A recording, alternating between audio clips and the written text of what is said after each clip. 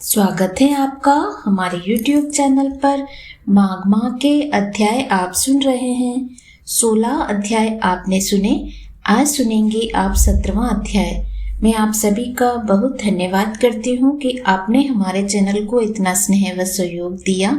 16वें अध्याय में आपने सुना था कि भगवान विष्णु को प्रयागराज परम प्रिय क्यों है, किस नदी के जल में स्नान करने से जन्म जन्मांतर के पाप नष्ट हो जाते हैं और करोड़ों जन्मों के पाप को नष्ट करने वाला संगम स्थान कौन सा है। माघ माह में गुप्त रूप से स्नान करने का फल क्या होता है, ये भी आपने 16वें अध्याय में सुना। आज सुनेंगे अब 17वां अध्याय। कार्तिवीर्य ने पूछा, हे भगवान, कांचन मालिनी और राक्षस कौन थे? कृपया इस इतिहास को आप बताइए। दत्तात्रेय जी बोले, राजन, विद्वान और ज्ञानी तथा धर्म जिज्ञासु को समस्त रहस्य बता देने चाहिए, यही उचित बात है। इस इतिहास को सुनने से अश्वमेध यज्ञ का फल प्राप्त होता है। परम सुंदरी कांचन मालिनी एक अप्सरा थी। वह माघ स्नान त्रिवेणी में करके जब शिवालय की ओर जा रही थी तो पर्वत की कंदरा में बैठे एक वृद्ध राक्षस ने उसे देखा। उसकी सुंदरता को देखकर राक्षस आश्चर्यचकित रह गया और राक्षस ने पूछा, हे सुकेशी, तू कौन है और कहाँ से आती है? तेरे वस्त्र और केश गीले क्यों हैं? ऐसा कौन सा पुण्य है जिसके कारण तेरा तेज दमक रहा है? तेरे दर्शन मात्र से मेरे क्रूर मन को शांति हो रही है। क्या महिमा है, तुम मुझसे कहो। तब अप्सरा ने कहा, हे राक्षस, मैं एक अप्सरा हूँ। मेरा नाम कांचन मालिनी है, क्योंकि मैं इस समय त्रिवेणी से स्नान करके लौट रही हूँ, इस कारण मेरे वस्त्र और केश गीले हैं। मैं शिव पूजन के लिए कैलाश जा रही हूँ।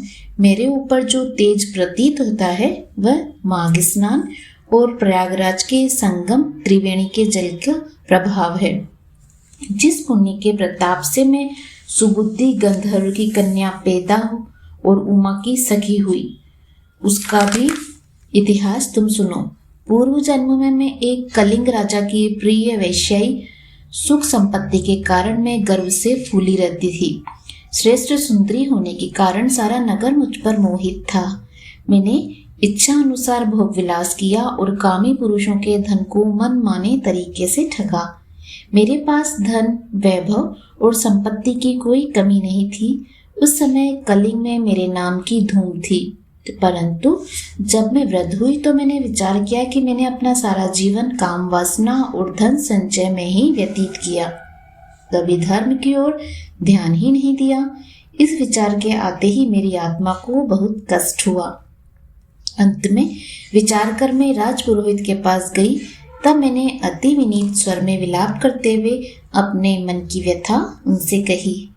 मैंने कहा, हे विप्र, मैं बहुत ही पापी हूँ। मैंने कभी भगवान के चरण कमलों को प्राप्त करने के लिए जब तब व्रत और पूजन नहीं किया।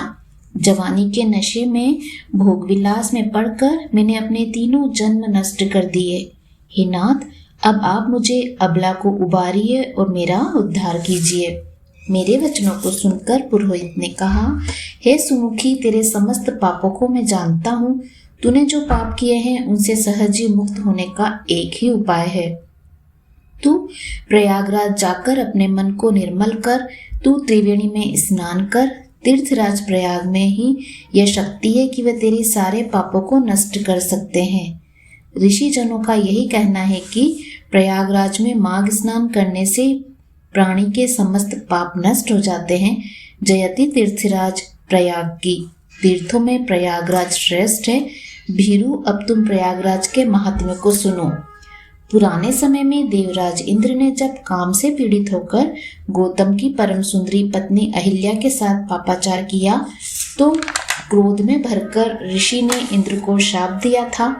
फलस्वरूप देवराज के समस्त शरीर पर हजारों भाग चिन्ह बन गए और उनका स्वरूप लज्जापूर्ण एवं कुरूप हो गया।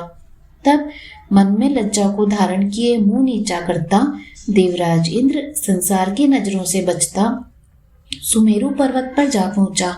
वहां 100 योजन लंबी सरोवर में खिले स्वर्ण कमलों को देखकर एक कमल के भरे हुए कोटर में छिपकर बैठ गया। एकांतवास करता हुआ इंद्र अपने कृत्य पर पछताता रहा। उसने अपने कामुकता को लाख बार धिक्कारा और बार बार अपने ऊपर ग्लानि करने लगा। उधर देवराज इंद्र के बिना स्वर्ग की शोभा नष्ट होने लगी। तब इंद्राणी देवताओं को साथ लेकर बृहस्पति जी के पास गई। उसने कहा, हे भगवान, स्वामी के बिना मेरा जीवन अप्रिय हो रहा है। कृपा करके आप ही बताइए, स्वामी कहाँ हैं? हे नाथ, आप मुझ पर और देवताओं पर दया करके इंद्र का पता बताएं। बृहस्पति जी बोले, हे सुभगे, तेरे पति इंद्र ने बिना सोच विचार जिस महान पाप को कर डाला, उसकी लज्जा से ही वह एकांतवास कर रहे हैं। इंद्र ने मद में आकर कर्म कुकर्म का विचार नहीं किया। इस दशा में वह क्षय करने वाले घृणत एवं प्रकट कुकर्म पर बैठा है। चलो मैं तुमको वह स्थान बताता हूँ जहाँ वह इस समय इंद्र छिपा बैठा है। तब बृहस्पति जी समस्त देवताओं एवं इंद्राणी शची को साथ लिए उस सरोवर के पास पहुँचे। वहाँ बृहस्पति ने इंद्र को समझाया। तब इंद्र को अपने स्थान से बाहर आना पड़ा। गुरु के सामने आते समय उसका मन ग्लानि से भरा हुआ था। वह अपने गुरु पर लज्जित था और मन ही मन पछता भी रहा था। उसके नेत्र नीचे की ओर झुके हुए थे। उसने लपक कर गुरु के चरण पकड़ लिए और आंसू बहाते हुए कहा, हे देव, मैं तुम्हारी शरण में हूँ, मेरी रक्षा करो। मुझे ऐसा उपाय बताओ जिससे मैं इस श्राप से मुक्त हो सकूं। हे नाथ, मैंने बिना सोचे समझे जो भी अपराध किया है उससे आप ही मुझे मुक्त कर सकते हैं। मैं आपकी शरण में हूँ। इंद्रदेव के इन वचनों को सुनकर देवगुरु बृहस्पति जी ने कहा, हे देवराज, तुमने महान दुष्कर्म किया, परंतु इतने दिन एकांतवास करते हुए तुमने अपने कर्म पर पछतावा किया। इसलिए तुम्हारे पाप को नष्ट करने का उपाय तुम्हें बताता हूँ। इस श्राप से मुक्त करने की कोई शक्ति त्रिलोक में नहीं। ब्राह्मण का श्राप नष्ट नहीं हो सकता, परंतु उसका स्वरूप अवश्य बदला जा सकता है। समस्त पाप तीर्थों के स्नान के द्वारा ही नष्ट होते हैं। समस्त तीर्थों में प्रयागराज श्रेष्ठ है। इसलिए तुम हमारे साथ चलकर प्रयागराज तीर्थ पर त्रिवेणी स्नान करो। वह ही निश्चय ही तुम्हारे पाप को नष्ट करेंगे। तब इंद्र उनके साथ प्रयाग गया और त्रिवेणी में स्नान किया। उसके समस्त पाप तुरंत नष्ट हो गए।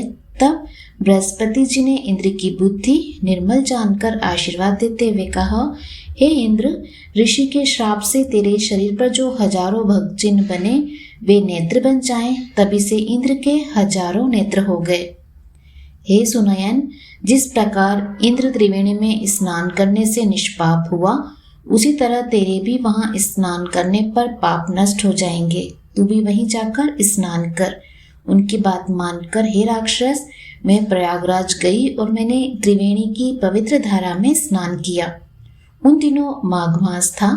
3 दिन के स्नान से मेरे समस्त पाप नष्ट हो गए।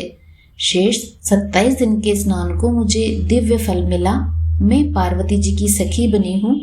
अब भी मुझे पूर्व वृत्तांत याद है और वहां से लौट रही हूँ।